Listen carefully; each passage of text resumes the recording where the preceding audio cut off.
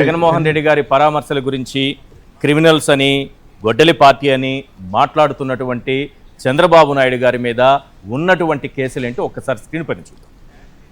బాబు గారి చిట్టా ఏంటో ఒకసారి తెలుసుకుందాం. ఎందుకంటే ఆయన మీద 19 క్రిమినల్ కేసులు ఉన్నాయి. ఇది నేను చెప్తున్నది కాదు, ఏడీఆర్ రిపోర్టు ప్రకారం చూస్తే క్రిమినల్ కేసులు 19 కనిపిస్తున్నాయి చంద్రబాబు నాయుడు గారి మీద.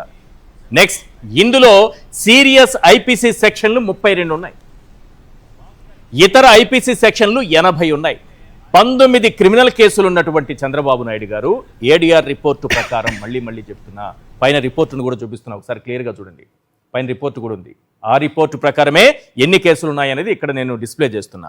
19 క్రిమినల్ కేసులు, సీరియస్ ఐపీసీ సెక్షన్లు 32, ఇతర ఐపీసీ సెక్షన్లు 80 ఉన్నటువంటి చంద్రబాబు నాయుడు గారు పదే జగన్మోహన్ రెడ్డి గారి పార్టీ గురించి, ఆయన వెంట నడిచే వారి గురించి, ఆయన పరామర్శలకు వెళుతున్న సందర్భంలో మాట్లాడే మాటల గురించి మనం వింటున్నాం. గొడ్డలి పార్టీ అంటారు, క్రిమినల్స్ అంటారు, గంజాయి బ్యాచ్ అంటారు, బ్లేడ్ బ్యాచ్ అంటారు.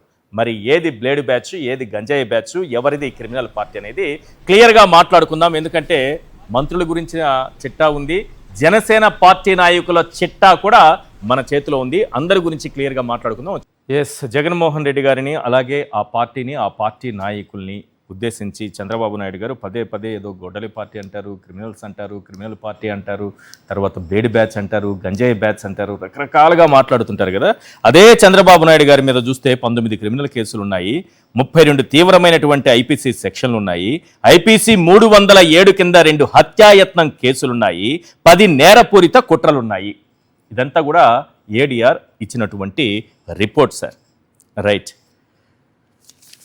మీరు చెప్పండి సార్, అసలు ఏడీఆర్ రిపోర్ట్ ప్రకారం చూసుకుంటే చంద్రబాబు నాయుడు గారి మీదే 19 క్రిమినల్ కేసులు ఉన్నాయి. ఆయన మీ పార్టీ గురించి చాలా దారుణంగా మాట్లాడుతూ ఉంటారు, ఏం చెప్తారు? ఇక్కడ చంద్రబాబు నాయుడు గారికి ఒక న్యాయంగా భావిస్తాడు, ప్రతిపక్ష పార్టీలకు సంబంధించినటువంటిది ఒక న్యాయంగా భావిస్తాడు సార్.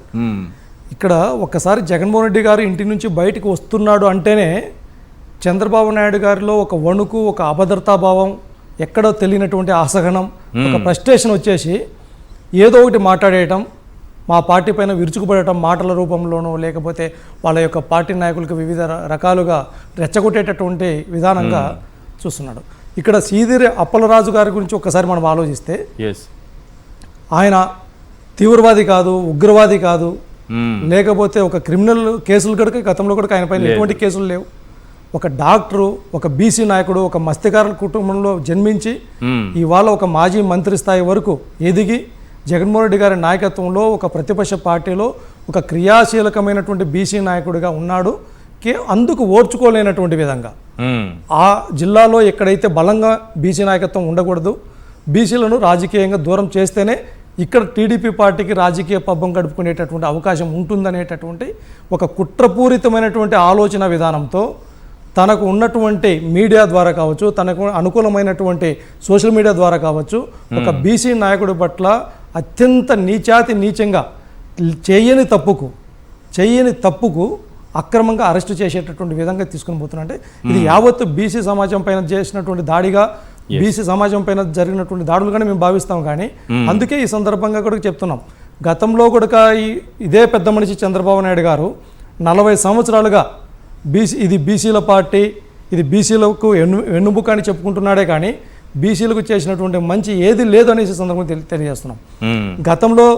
గత 5 సంవత్సరాల్లో జగన్మోహన్ రెడ్డి గారి నాయకత్వంలో ఈ రాష్ట్రంలో, ఈ దేశ చరిత్రలో ఎక్కడా లేనటువంటి విధంగా బీసీలకు నాయకత్వ పగ్గాలు అప్పచెప్పి వార్డు మెంబర్ మొదలుకొని రాష్ట్ర స్థాయి మంత్రుల వరకు ఎంతో క్రియాశీలకమైనటువంటి నాయకత్వాన్ని అప్పచెప్తే ఇప్పుడు చంద్రబాబు నాయుడు గారు ఒక దురంకారంతో ఇక్కడ పెట్టుబడిదారులకు మాత్రమే ఈయన ముఖ్యమంత్రి అయినట్టు బీసీలను అణగుదొక్కేటటువంటి ప్రయత్నం చేస్తున్నాడు. అందులో భాగంగానే గతంలో విడుదల రజనీ గారి పైన కావచ్చు, జోగి రమేష్ గారి పైన కావచ్చు, ఇవాళ సీదిరి అప్పలరాజు గారి పైన కావచ్చు, ప్రతి ఒక్కరిపైన ప్రధానంగా బీసీలను టార్గెట్ చేసినట్టు కనిపిస్తుంది. కేవలం బీసీలను రాజకీయాలకు దూరం చేస్తే తన పార్టీ యొక్క మనుగడ సాధ్యమవుతుంది అనేటటువంటి కుట్రపూరితమైన వైఎస్ఆర్సీపీకి మద్దతుగా ఉంటారనా?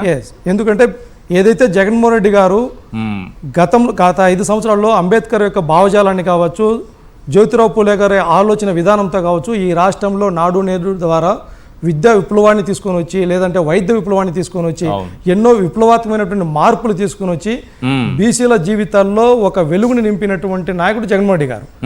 తద్వారా మాత్రమే ఈ యొక్క ఆలోచన విధానానికి అనుకూలంగా యావత్ ఈ రాష్ట్ర వ్యాప్తంగా ఉన్నటువంటి బీసీలు అందరూ కూడా జగన్మోహన్ రెడ్డి గారు వెంట నడుస్తున్నారు. కాబట్టి అది జరగకూడదు, బీసీలు ఎప్పుడైతే దూరం అయిపోతారనేటటువంటి ఆలోచన విధానంతో కులాల మధ్యలోనూ మతాల మధ్యలోనూ చివరికి దేవుడి పేరుతో కూడా రాజకీయాలు చేసేటటువంటి నీచ స్థితికి ఇవాళ చంద్రబాబు నాయుడు గారు దిగజారు.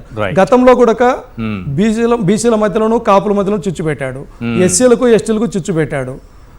బీసీలు జడ్జిలుగా పనికిరారు అని చెప్పినటువంటి పెద్ద మనిషి ఇదే చంద్రబాబు నాయుడు గారు. తోకలు కత్తిరిస్తానన్నట్టున్నారు.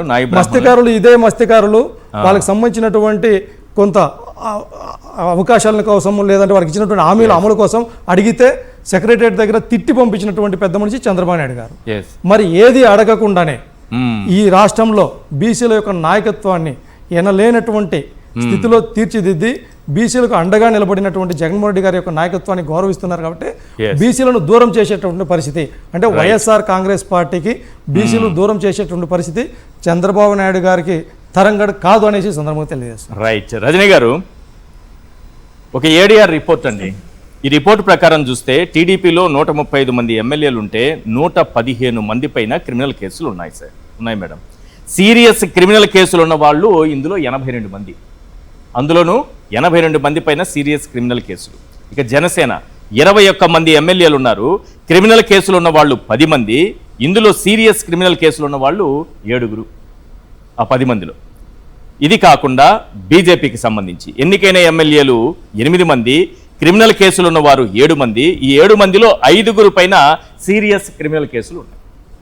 మరి ఇన్ని కేసులు పెట్టుకొని అంటే ఓవరాల్గా చూస్తే 164 మంది ఎమ్మెల్యేల్లో 132 మంది మీద క్రిమినల్ కేసులు ఉన్నాయి. ఇన్ని కేసులు పెట్టుకొని చంద్రబాబు నాయుడు గారి మీద కేసులు ఉంటాయి, లోకేష్ గారి మీద కేసులు ఉన్నాయి, క్రిమినల్ కేసులు ఉన్నాయి, పవన్ కళ్యాణ్ గారి మీద ఉన్నాయి, అందరి మీద ఉన్నాయి. కానీ వైఎస్ఆర్సీపీని క్రిమినల్ పార్టీ అంటారు, గొడ్డలి పార్టీ అంటారు, బ్లేడ్ బ్యాచ్ అంటారు, గంజాయి బ్యాచ్ అంటారు. ఎలా చూడాలి దీన్ని? సార్, ముఖ్యంగా ఈ కేసు పరంగా చూసుకుంటే సార్, ఇతను అక్యూజ్డ్ 3 కింద సిదిరి అప్పలరాజు గారి పేరు రాసినారు సార్. సర్వసాధారణంగా మైనర్లకి బైకులు ఇచ్చినప్పుడు, మైనర్ల వల్ల ఏదైనా తప్పు జరిగినప్పుడు తల్లిదండ్రులు బాధ్యులుగా అనేది ఒక మెన్షన్ చేసి ఉంటది. కానీ ఇంతవరకు ఈ రాష్ట్రంలో గాని తెలంగాణ రాష్ట్రంలో గాని ఇలాంటి ఇన్సిడెంట్ జరిగినప్పుడు తండ్రినో తల్లినో తీసుకొచ్చి అరెస్ట్ చేసిన దాఖలాలే లేవు సార్. ఇది అంటే ఏది విత్తితే అదే మొలిచిద్ది అన్నట్టుగా కొత్త ప్రారంధం అనేది తీసుకొచ్చినారు సార్. ఇప్పుడు ఈ కేసులో ఎప్పుడైతే తండ్రిని అరెస్టు చేస్తూ బెయిల్ అడుగుతుంటే ఆ బెయిల్ రిజెక్ట్ చేసిన గ్రౌండ్స్ చెప్తాను చూడండి. ఏదైతే మెయిన్ రోడ్డు మీద జరిగినటువంటి ఇన్సిడెంట్ సార్, అందుకు ఓపెన్ గా అందరూ చూసినారు. ఒక గొర్రెల కాపర్ని మైనర్ బిడ్డ అటు ఇటు బైక్ అటు ఇటు తిప్పుతూ తగిలింది, చనిపోయారు. అయితే అతనట సాక్ష్యాలని తారుమారు చేసేస్తారట, సాక్షుల్ని బెదిరింపు పనులు చేసేస్తారట. అంటే నాకు అర్థం కాక అడుగుతున్నానండి, ఒక మాజీ ముఖ్యమంత్రి ఆ శ్రీకాకుళం ఏరియాకే రాకూడదని ఆంక్షలు పెట్టిన మీరు, ఒక మాజీ మంత్రి ఆ సాక్షుల్ని తారుమారు చేసే అవకాశం ఉంటుందా అండి? అందులో మెయిన్ రోడ్డు మీద జరిగిన ఇన్సిడెంట్ కదండి. ఆ అబ్బాయి వెంటనే సిపిఆర్ చేశాడట, 108 కూడా అబ్బాయి కాల్ చేశాడట.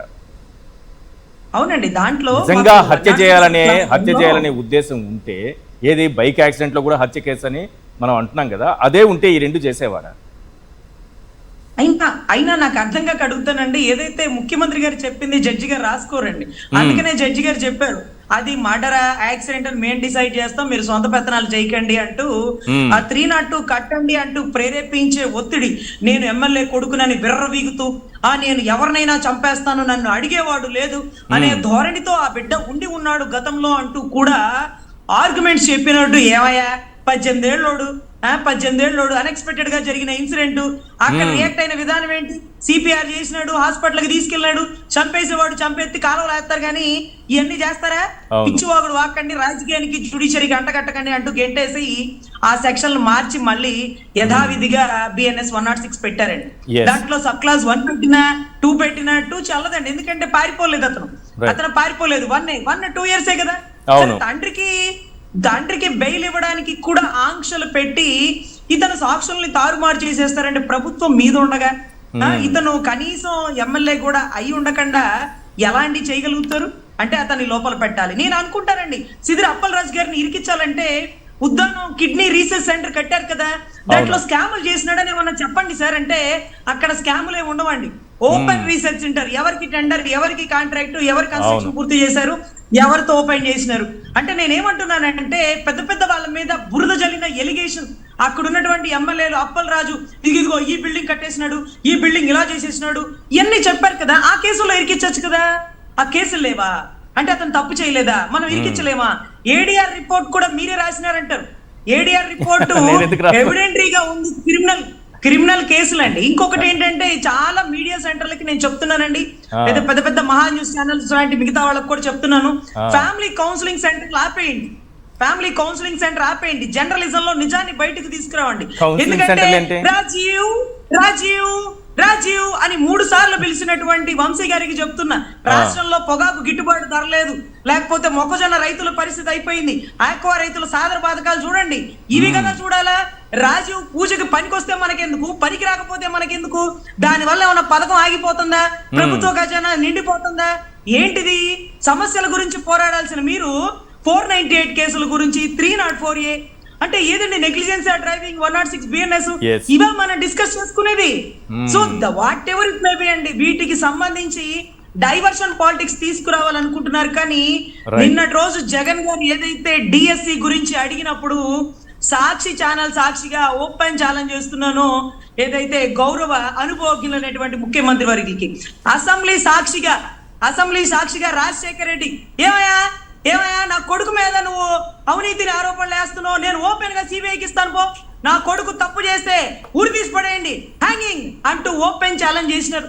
ఈ రోజు నేను అడుగుతున్న అనుభవజ్ఞుల్ని, అయ్యా నీ కొడుకు తప్పు చేసి ఉంటే మీరు కూడా సిబిఐకి వేయండి, మీరు అడిగేది ఎందుకు, నేనే వేస్తున్నాను సిబిఐకి డిఎస్సిని వేయండి, నా కొడుకు తప్పు చేస్తే ఊరి తీసి పడేయండి అని మీరు అనగలరా? మీ కొడుకులో నిజాయితీ ఉందా? దివంగత రాజశేఖర రెడ్డి గారు అసెంబ్లీ సాక్షిగా చేసిన ఓపెన్ ఛాలెంజ్ ని మీరు స్వీకరించగలరా? బోత్ ఆర్ నాట్ సేమ్ అని రాష్ట్ర ప్రజలు అనుకుంటున్నారు కదా. సేమ్ అంటే మీరు అడగండి ప్రశ్నలు. అరే డిఎస్సిని పక్కదో పట్టించి సిబిఐ విచారణ వాళ్ళు అడుగుతుంటే సిబిఐ విచారణ వేసే దమ్ము లేనటువంటి అనుభవజ్ఞులైనటువంటి ముఖ్యమంత్రి వర్యులు వారి కొడుకు గారి అవినీతి బహుశా తెలిసి ఉండొచ్చండి. So what ever it may be, ఇలాంటి కేసులు రెగ్యులర్ గా రోజుకి కొన్ని లక్షలు జరుగుతుంటాయండి. కానీ ఏదైతే మాజీ ఎమ్మెల్యేలు, మాజీ మంత్రులు, వైసీపీ నాయకులే టార్గెట్, మిమ్మల్ని లోపలేయాలంటే వాళ్ళు చేసిన స్కాములు బయటకు తీయండి సార్ అని అడుగుతాను సార్.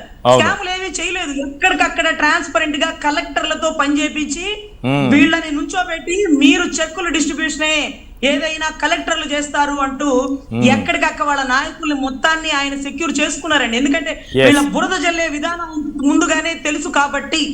సో ఇక్కడ మీరు జనసేన నాయకుల గురించి కూడా చెప్పారండి, నాడి రోడ్డు మీద పడుకున్నారని. ఆయన అప్పట్లో మేము ఇంకా టీడీపీకి జనసేనకి కలవలేదు కాబట్టి మీలాగా ప్యానల్ ఎవరిని అడిగితే మా నాయకుడు మంగళగిరి పార్టీ ఆఫీస్కి వచ్చాడు, ఏదైతే చంద్రబాబు గారిని చూడడానికి కాదు, మాకే పని వచ్చి నడి రోడ్డు మీద పడుకోవడానికి అని. ఎందుకంటే మీరు అడిగేస్తారండి సాక్షి వాళ్ళు, ఏమనంటే చూసారా చంద్రబాబు గారి కోసం నడి రోడ్డు మీద పడుకున్నాడంటే మరుసటి రోజు వెళ్ళి జైలుకి వెళ్ళి పరామర్శించి వచ్చి జైలు బయట పొత్తు గురించి మాట్లాడారు కదా. జైల్లో పొత్తు మాట్లాడుకున్నటువంటి చరిత్రాత్మక ఘటన, జైల్లో పొత్తుల గురించి మాట్లాడుకున్నటువంటి చరిత్రాత్మక ఘటన ఆ రోజే ఆవిష్కృతమైంది సార్. ఆ ఘటన జరిగిద్దని రామోజీరావు గారు స్క్రిప్ట్ రాసి మీకు పేపర్ లీక్ చేసినారేమో గానీ ఆ దరిద్రం మాకు ఇంకా మా నాయకుడు చంద్రబాబు గారి కోసం ఎందుకు పడుకుంటారండి, మంగళగిరి కార్యకలాపాల కోసం వస్తుంటే మధ్యలో అడ్డగించినారని చెప్పుకునే వాళ్ళం. తర్వాత పులిహార గెలిపేసినాక మాకంటే వీళ్ళే అడ్వాన్స్డ్ గా ఉన్నారని మాకు అర్థమైంది.